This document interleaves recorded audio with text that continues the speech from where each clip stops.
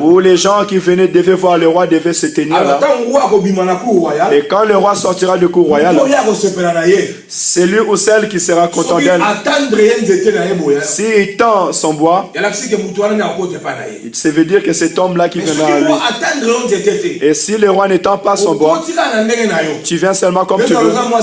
Même si tu étais sa femme, même peu importe qui tu es, tu devais être tué. C'était la loi qui régnait parmi C'était la loi qui régnait au époque de ces rois. Alors Esther avait eu peur de cette loi.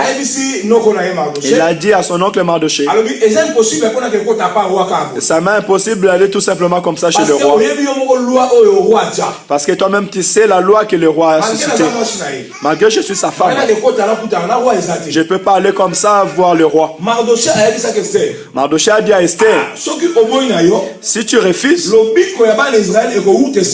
la délivrance des enfants d'Israël viendra autre part. Mon bien-aimé, je vais te dire, si tu refuses de prier, la délivrance de ta famille viendra d'autre part. Si toi tu ne veux pas chercher Dieu, la délivrance des cités de gloire viendra d'une autre part. Mardoché a dit à Esther, lui a dit, si toi tu ne veux pas, la délivrance du peuple d'Israël viendra d'une autre part. Esther n'arrivait plus. Elle était femme du roi. Imagine-toi la femme du roi. Ça veut dire qu'elle avait la richesse. Elle avait cet honneur. Elle avait la sécurité. Elle avait les employés. Et là où nous venons de lire au verset 16, Esther a dit au Mardoché, va rassembler le peuple d'Israël. Dis-leur, tous ceux qui sont dans le pays du sud, qui puissent se gêner. Qui puissent se gêner. Alléluia. Amen. 3 jours. Pendant combien de jours? 3 jours. Pendant 3 jours. Il leur a dit, nous allons gêner. Nous n'allons pas boire, nous n'allons pas manger. Parce qu'elle avait vu la grandeur de ses problèmes. Et bien aimé, d'autres personnes, physiquement il n'est pas mort, mais spirituellement il est déjà mort. Peut-être dans ta famille. Dans ta famille vraiment. D'autres personnes, ils l'ont déjà lié pour qu'il puisse mourir. Mais sa délivrance dépend de ces 3 jours de jeûne et prière que tu vas faire. Il ne faut pas regarder d'autres choses comme si c'était hasard. Ne prends pas habituellement des choses. Tu te dis non, c'est d'habitude nous jeûnons et nous prions. Tu ne sais pas que pourquoi Dieu avait programmé ces jeûnes et prières afin que quelque chose soit déclenché dans ta famille.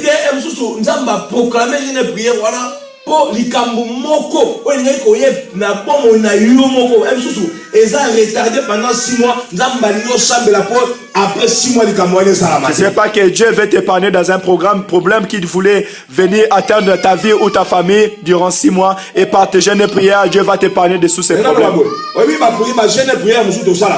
Vous savez d'autres jeûnes et prières que nous faisons, ça ne va jamais en vain.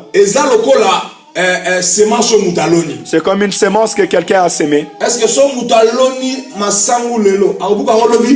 que quelqu'un s'il sème aujourd'hui le maïs, il va récolter demain?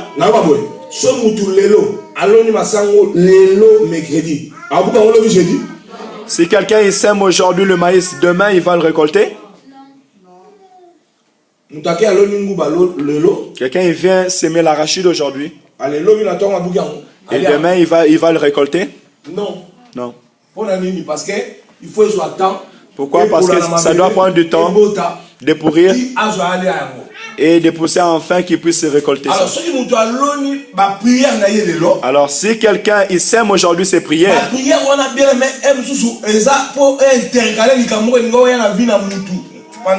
après 6 mois.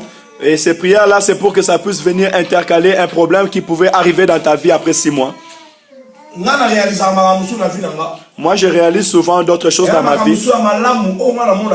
Il y a d'autres choses, des bonnes choses que je vois.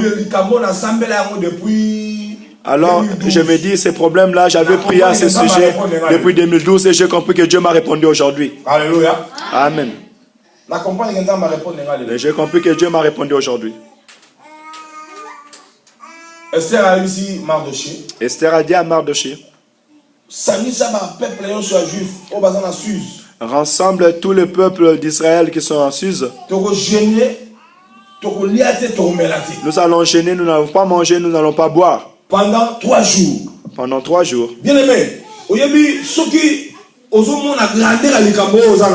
bien-aimé, tu sais, si tu vois la grandeur des problèmes que tu as, personne ne te poussera à chercher Dieu pendant 3 jours. Et tu ne vas pas prier dans la distraction. Mais ça m'étonne, toi qui as laissé ta maison et tu gênes. Tu es venu quand on te dit prie, tu es en train d'être distrait. Tu penses et tu es distrait. Tu cherches à regarder à gauche et à droite. Est-ce que c'est à cette manière-là tu vas t'approcher de Dieu et Dieu va s'approcher de toi? Alléluia. Amen. Si Jacques nous dit que nous devons changer, que notre joie se transforme en tristesse. Parce qu'il veut dire à quelqu'un qui puisse prendre conscience de la chose qu'il a. Ça m'étonne, beaucoup de gens attendent qu'il y ait un sujet de mort. Là, il va refuser de manger.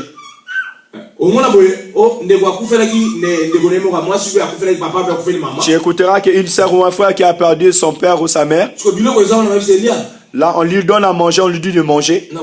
Il dit non, je ne vais pas manger. Et tu verras que quelqu'un fait peut-être 2 jours, il n'a pas mangé.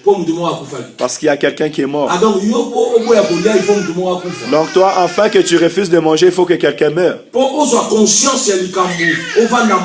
Il faut perdre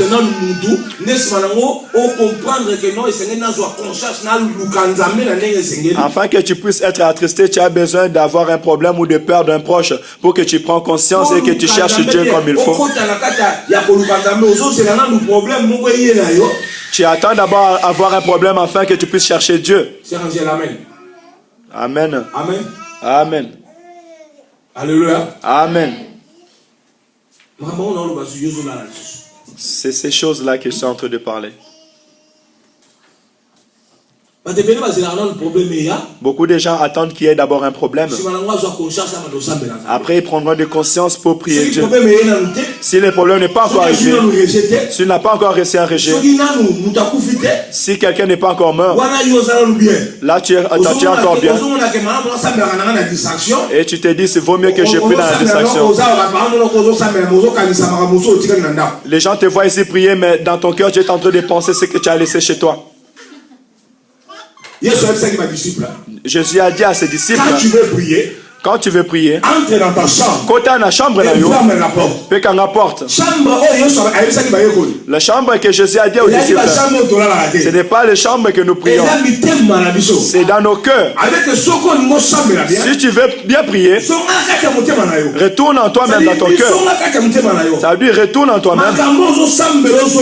C'est que tu es en train de dire à Dieu, que tu sois conscient de cela. Alléluia. Amen. Si tu veux prier, il a dit à ses disciples, si tu veux prier, entre dans ta chambre et commence à prier. Ces chambres-là ne sont pas les chambres que tu dors. Ce n'est pas les chambres que tu as d'habitude. C'est dans ton cœur. Voilà pourquoi tu verras un magicien, tu verras un sorcier. Vous êtes assis ensemble avec lui. Mais lui, il est retourné déjà en lui-même. Et il est en train de faire ses invocations. Il est en train de faire ses incantations. Il n'est pas là, il est consacré à ce qu'il fait. C'est différent avec nous les chrétiens. Et c'est différent avec nous les chrétiens. C'est différent avec nous qu'on s'appelle spirituel. Tu vois quelqu'un est assis en train de prier. Et ses pensées c'est à la maison ou dans ses affaires. Ses pensées sont à Paris. Tu n'es pas là. Tu es hors de la chambre. Mais le Seigneur Jésus nous recommande, si quelqu'un veut prier, qu'il puisse aller dans sa maison, dans sa chambre. La Bible nous recommande, Esther et Mardoché et le peuple d'Israël avaient fait le jeûne de 3 jours et ils commencèrent à prier. Ils n'ont pas mangé, ils n'ont pas bu pendant 3 jours et 3 nuits. Mais toi, juste un jeûne d'un jour, tu es déjà fatigué. Les gens qui sont fatigués soulèvent leurs mains. Alléluia. Amen. Les gens qui sont forts soulèvent leurs mains. Gloire à Jésus. Amen. Esther avait à manger. Il y avait des servantes. Mais elle avait refusé cela. Elle avait refusé de mettre du parfum. Elle était assise par terre. Et la Bible nous dit qu'elle avait prié. Elle avait accepté de prendre des risques. Ils étaient entrés en jeûne de prière pendant 3 jours. Mon bien-aimé, comme la Bible nous dit dans le livre de Jacques chapitre 3 verset 64, approchez-vous de Dieu, il s'approchera de nous. Si quelqu'un s'approche de Dieu, Dieu s'approchera de lui. Si tu lis le chapitre 5 du livre d'Esther, Esther qui était femme, Dieu l'avait répondu. Après 3 jours, il y a jeûne de prière. Après les 3 jours de jeûne de prière, Esther était partie au palais royal. C'était pas le jour où le roi l'avait appelé. C'était pas le jour où le roi l'avait choisi. Mais quand elle avait fini les jeûnes de prière de 3 jours, la Bible nous dit qu'Esther était partie au palais royal. Et quand le roi l'avait vu, beaucoup de gens avaient le rendez-vous. Mais ce jour-là, le rendez-vous avait changé. Je vais te dire que si tu viens bien chercher l'Éternel, Dieu va changer le rendez-vous de ta vie. Si tu cherches réellement, vraiment Dieu, aujourd'hui, Dieu va changer l'histoire de ta vie. Dieu va rapprocher tout ce qui était loin de toi. Dieu va appeler tout ce qui était loin de toi, venir près de toi. La Bible nous dit que rien n'est impossible à Dieu. Le même jour, Esther était choisie par le roi. Et quand elle était arrivée près du roi, Dieu avait mis l'esprit de la tristesse dans le roi. Et le roi avait eu pitié d'Esther. Et il demandait à Esther, pourquoi tu es attristé? Et Esther a dit, regarde la loi qui a été signée pour faire qu'on puisse nous tuer. Mon bien-aimé, les choses ont changé. C'est lui qui avait signé cette loi. Lui-même, il a été pendu. Je vais te dire que Dieu peut changer toute décision qu'on a fait dans ta vie. Si réellement tu t'approcheras de tout ton cœur. Les problèmes que nous ne prenons pas conscience. Des choses que nous avons. Des choses que nous devons vivre dans l'avenir. Mais regardez dans la présence aujourd'hui, c'est bien. Regardez ce que tu as aussi, t'enjaillir, c'est bon. Mais ce qui est très important, c'est regarder demain comment ça se passera. Parce que le diable, la Bible dit, il rôde comme un lion tout autour de nous, cherchant celui qui peut nous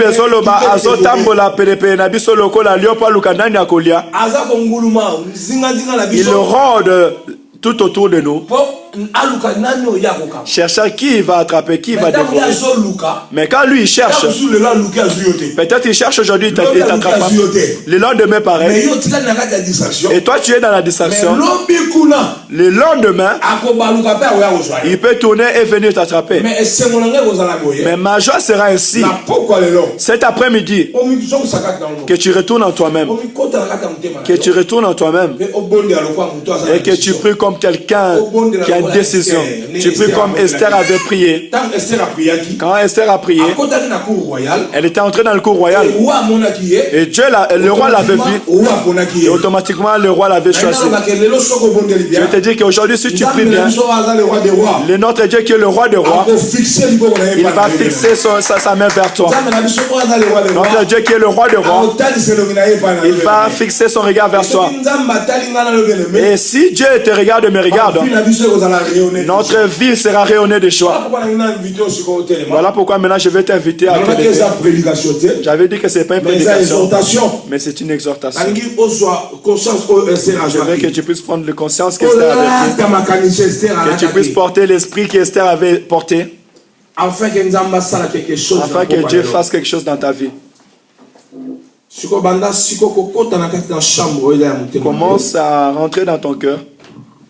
Nous allons maintenant prier.